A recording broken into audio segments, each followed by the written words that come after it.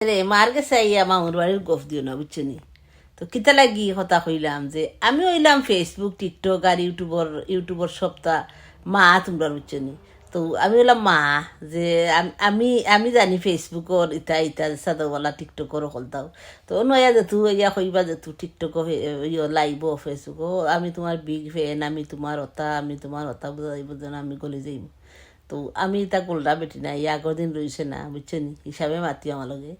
বন্ধু তোমার মিথ্যে কথায়, বন্ধু তোমার মিথ্যে কথায় এখন আমি গলবো না, আমি তো আর আগের মতন বোকা না, বুঝছো। তো আমি আগের মতো বোকা রয়েছি না।